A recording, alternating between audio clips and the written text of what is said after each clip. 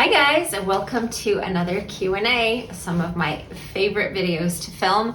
I love the interaction. I love the time to be able to explain something completely. And so here we are again. Before we get started, as usual, just a quick reminder, please like, subscribe, share with your friends. And today I'm going to start off with one of my favorite questions. It's a really common question on everyone's mind, which is, do I really need to spend all this money for medical grade or luxury or professional skincare when there are alternatives that are far less expensive at the drugstore or Sephora or wherever? It's a difficult question to answer only because marketing is so good for so many of these companies. And so you never know if you're buying a quality product or not. You could choose a $150 or $200 product that won't do anything for you, but the marketing is great and the packaging is beautiful. And you could go to a drugstore and get a more effective product than that for a fraction of the price. So it's a real balance to find the best products. Some, I will say, you absolutely should spend the money on it, or just don't bother getting it. Get an alternative type of skincare product. Others you can certainly get at the drugstores, and some you can even make at home yourself. So there is a range. I want to explain to you kind of the rules of the game so that you can then figure out, do I want to do an antioxidant serum? Do I want to do a vitamin C serum? Do I want to, get this at the drugstore and get this at a, dermatology clinic? So let's start with what you can get for less money, what you could do at the drugstore. Cleansers. In the end, a cleanser is only on your skin for a few seconds to a minute. It's not going to be a life-changing experience, although it can vary in how much of a stripping agent is in the cleansing product, how irritating a fragrance might be in that product. But generally speaking, I would say you can certainly buy a less expensive, really effective cleanser for sure. Are there benefits to some more expensive fancy cleansers? Yeah, I think so. Like, for example, when you combine the cleansing gel from Skin Better with the oxygen infusion wash, it's like you're doing a deep scrub, a deep cleansing mask that you can do, once or twice a week, and you really get a lot of benefit out of that. Can you achieve something similar on a budget? Yeah, in the end, it's just a deep cleanse of the skin. So cleansers are one. Another one is going to be alpha hydroxy acids, because they are such teeny tiny molecules. It takes nothing fancy to formulate alpha hydroxy acids in a way where they will penetrate your skin. They will always penetrate your skin. Let's talk about vitamin C for 1 second. Vitamin C is extremely unstable. It degrades when it comes in contact with light, with air, and also the pH is critical. If it's too acidic or too basic, it won't work. So it has to be at a pH of about 3.5. If you can meet all of those criteria in a budget-friendly product, by all means, you have an effective vitamin C serum. Now, other ingredients can be added to help stabilize vitamin C, like ferulic acid or vitamin E, and those help stabilize vitamin C to help it last longer. But whether you spend $30 or $180, it's only going to last you about 3 months if it is the L-ascorbic acid form. Now, I have seen DIYs for vitamin C. Buy vitamin C powder in the vitamin section of your grocery store, add a little bit of water, and there you have a vitamin C serum. Well, is it at the right pH? There are so many things that need to be taken into account, but I think a vitamin C you can find on a budget. Timeless makes a really good vitamin C product. It is a dupe for the SkinCeutical CE Ferulic. And Maylove, I have never tried it, but I know a lot of people really enjoy the Maylove vitamin C serums. So those would be much less expensive than that gold standard SkinCeuticals one. I'm a fan of the tetrahexyl decyl ascorbate, the THD vitamin C ester. I find that it's much less irritating on the skin. It's much more stable. It has a longer shelf life. It just takes you, the product lasts and I think is of equal quality. So I favor that one. I also think these days, there are a lot of antioxidants that are as good or better than vitamin C, which didn't used to be the case. That's why vitamin C was the gold standard. One example of that is the pyrroloquinoline quinone allyl ester, the PPQ allyl ester in the Alto Advanced formulation from Skin Better Science. That is a super potent antioxidant that is more potent than vitamin C. So that's what I have to say about vitamin C. Now let's move into growth factors and peptides. Actually, and full-length hyaluronic acid. Most products that contain hyaluronic acid contain short-chain hyaluronic acid. They're broken down into snippets, and that can actually be inflammatory. The long hyaluronic acid molecules, they are too big to penetrate your skin. So they either need a special recipe to create it to make it penetrate all those layers, or they're meant to sit on top of the skin. So that requires a specific formulation. Peptides are very large. They're like mini proteins, and they require special formulation. So with peptides, I would say either forget peptides and focus on other antioxidants, collagen builders, stimulators like tretinoin, retinol. And if you do decide to get a peptide serum or product, make sure it's one that is worth its money. So that's where I would either spend or not purchase. So what are you paying for when you choose a high quality product? Not an expensive product, but a high quality product. I make the differentiation because there are a lot of cheap products that are expensive. They're not high quality. So high quality product that is obviously also expensive, but at least you get what you pay for. What you're paying for can include things like high quality packaging, meaning the product is not exposed to air, it's not exposed to light, it is in a vacuum chamber, like the Skin Better Science products. You pay for that technology with that liquid nitrogen top coat to make sure it stays in a vacuum and has no access to air. You pay for research and development. If there is a new technology being developed, a new driver to get a molecule to go from A to B, a new formulation, let's say encapsulation to encapsulate a molecule to get it to penetrate through the skin, you're paying for that research and development.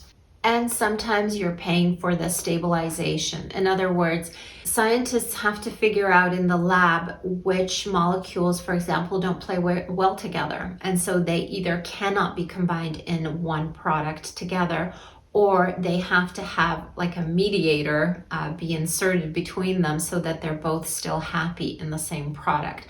So that is that formulation that you're paying for, ways to figure out how to maybe put together ingredients that don't play well into one product where they still maintain their active properties and manage to get along. So those are the things you're paying for. So yes, it's absolutely worth it to pay for high quality products, not necessarily expensive products. So beware. And certain things you can certainly opt for less expensive options and you'll be fine. Another question I got was, if you use a drugstore line versus a high quality line, will there really be a difference in your skin? And I was thinking for a while to come up with a good analogy for this question, and I feel like the best one I can think of would be food again. So if you choose to cook from scratch and buy everything organic, high quality ingredients, and you cook them at home, you end up having a very, very healthy, optimized diet. Or you can buy frozen dinners, for example, and pre-cooked meals, and you're still getting nourished. Both will nourish you. Both will ideally prevent you from being malnourished, but one is definitely going to optimize your health much more than the other. And it's sort of the same thing. When you're getting high quality skincare, you're really optimizing a lot of the results and the changes on a cellular level that your skin can undergo to stay really, really healthy. So that is the best analogy I have for inexpensive or low-end versus high-end skincare. Next question. Thoughts on combining Zio with other skincare brands? I was told not to do so. All the brands pretty much say that you should only use their line because the products are made to work together, la la la. That is true for certain things. For example, in Zio, the firming serum paired with the growth factor serum, the two optimize one another, so you get an exponentially better result than if you were to use any one of them on its own. But in general, you can absolutely mix and match. You don't have to be married to one particular brand. I tend to pick out favorite things from different brands or substitute things that I like from a brand that another brand may not have. So the answer is no, you can absolutely mix and match, but certain things are optimized when used together. Favorite treatment for skin laxity under the chin?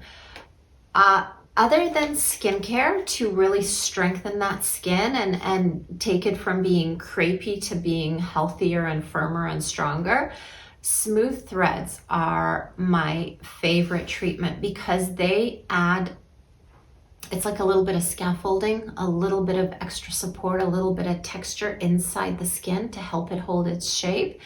And so I'm a huge fan of smooth threads. If you don't know what smooth threads are, they are suture material, like the dissolvable sutures, and they are as thin as a hair, and they vary in length from about that long to that long to that long, and they are put just underneath the skin into the subdermis, just the bottom part of the skin, and they're put in a row. If you've ever seen on social media people filled with the hubs of syringes, that's what they're getting. They're getting smooth threads.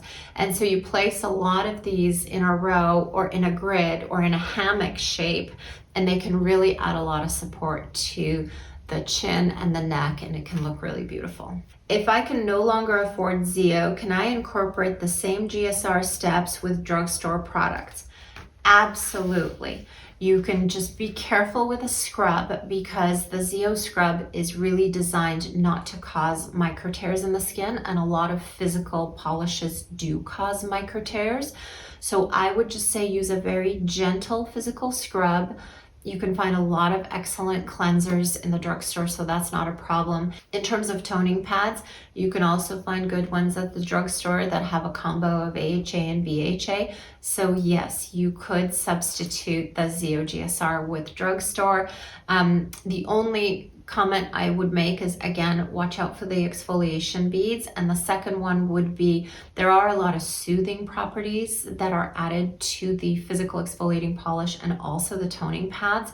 So if you begin to get irritated, know that that could be the reason. Perhaps the drugstore products don't have as many soothing properties, but you might be just fine. So absolutely give it a go. If you're looking into renuva, what and how would you look for in a good plastic surgeon? And that's a good question. So what is renuva? Renuva is a matrix, or if you imagine like a scaffolding from a donor tissue that attracts fat cells. So it's this matrix that gets injected underneath the skin that basically calls out fat cells to come and attach onto it and start growing. And so your own fat deposits on the matrix, but the injected matrix comes from a donor. Now, this is a newer type of injectable, and it's great for people, let's say, people who are gaunt or losing fat in the face. If you imagine a marathon runner, that type of a look, people who want to refill volume in their face. And naturally, we have fat pads in our face that largely create the volume in our face. So it's replacing that volume. And distribution of renuva is really limited. It's mostly plastic surgeons, I think, and dermatologists. It's not widely distributed to aesthetic providers. So if I was looking to get it done and I was looking for a plastic surgeon, the number one thing I would look for was how much time does that surgeon spend in the OR and how much time does that surgeon spend doing injectables? Because very often plastic surgery centers will have other injectors like PAs or RNs or NPs doing the injectables while the surgeon focuses on the surgeries. So if you're going to go to a plastic surgeon for injectables, make sure that they spend a lot of time doing injectables so that, you know, they're really good at it, because most of the time surgery is their passion and that's what they're really good at. So that would be how I would look for a plastic surgeon. Shall I stay on tretinoin 0.05% forever? Yes. If you have absolutely no irritation, if you use a tiny pea-sized amount, yes. If you'd like, you can switch to a retinol, but you should everyone should stay on a type of retinoid if they want more active, youthful skin. That is the number one. That and sunscreen are your go-tos forever. So yes. Planning to go on Zeo Wrinkle and Texture Repair. Should I go on it for 5 months only? No. So the Zeo Texture and Repair you can be on forever. It's the high dose tretinoin treatment that you should be on for no more than 5 months. And then you switch to the Wrinkle and Texture and you stay on that indefinitely, or you skip that high intensity tretinoin 5-month treatment and you start Wrinkle and Texture and you just stay on it. I'm on the Zeo skincare routine and I'm loving it, and I saw a difference from the first time. That's great. I'm so happy to hear that. Is there a time limit for following the Zeo skincare routine? No. If you find products in the Zeo routine that you like, you can use them forever. And also it depends on the products, because some Zeo products are prescription, like the hydroquinone formulations. So obviously that you don't want to be on permanently, but anything over the counter from Zeo, yes, you can be on it permanently. Skincare intensive Alpharet versus Zeo Wrinkle and Texture Repair. Thank you. That's really a hard one. You could alternate between the two. So with the Alpharet Intensive, remember that you're not increasing the amount of retinoid, that Alpharet that you're getting. You're only increasing the amount of glycolic acid that you're putting on your face from 10% to 18%. Wrinkle Texture and Repair is a high intensity retinol. It's almost like a tretinoin retinol. So if you choose Wrinkle and Texture, you're really focusing on the benefits of a retinol. If you choose the Alpharet Intense, you're really focusing on the alpha hydroxy acid exfoliation of the skin. So very different. If you chose the Wrinkle Texture and Repair and then added the exfoliation accelerator for your morning routine, that would be comparable to the Alpharet Intensive, but you would still be getting more retinol with the Wrinkle and Texture Repair versus the Alpharet. Aside from the adverse side effects, have you seen tightening happen with Eleanor? This is an interesting question. I've seen a lot of people not really get very impressive results, and I've seen a few get really impressive results. And what I'm seeing in the difference of the facial anatomy between the, let's call them the success groups and the fail groups, if you will, is the type of skin they have before the treatment. If someone is like me, so there's a little bit of heaviness here, but I don't have very wrinkly skin. You don't see lines upon lines upon lines here. I don't think Eleanor would do very much for me. If you have someone that has, when they smile, they have line upon line upon line upon line, and there's just so many lines, it's almost like there's extra skin on their face, it works for those people pretty well. So that is the difference that I've seen. The other thing I will say is, here's why Ellacor doesn't totally make sense to me. If you imagine that you cut yourself, unless you stitch it up and have the open wound closed, you're just going to fill in with scar tissue, and you're not going to actually decrease the skin surface. You're just going to fill it in with scar. The only way you're going to minimize the scar and bring the skin surface, make it really smaller, is by stitching it. So making holes in the face and then leaving them to fill in with scar, it doesn't quite make sense to me as to why it would tighten. That's why I think it doesn't work on everybody.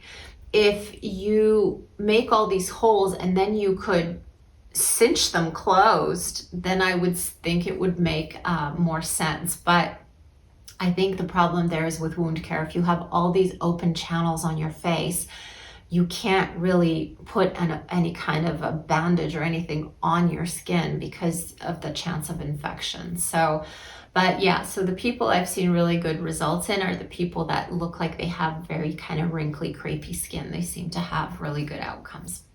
What is an effective way of removing keloids and prevent them from growing again? Keloids are really hard. If you're predisposed to keloids once, you're pretty much predisposed to keloids. And there's a difference between keloids and hypertrophic scars. If you don't know what a keloid is, it's in a scar, a post-incision or post-injury scar, the scar that grows is almost like tumor-like. It's an outgrowth of the scar tissue that's grown in excess of what's needed. And that can happen to certain individuals. So the best way I would say is to go see your dermatologist, and often cryotherapy is a good way to do it. So basically cutting them off, but by freezing them. Also, sometimes injecting them with corticosteroids can help them go down, and to prevent them from happening again, it's really difficult because it's more of a genetic predisposition. So if you are thinking of getting any kind of surgery or procedures done, always make sure you tell your provider that you're prone to keloids so that they're aware of that before they do anything on you. That's it. I hope you enjoyed, and I will see you guys next time. Bye.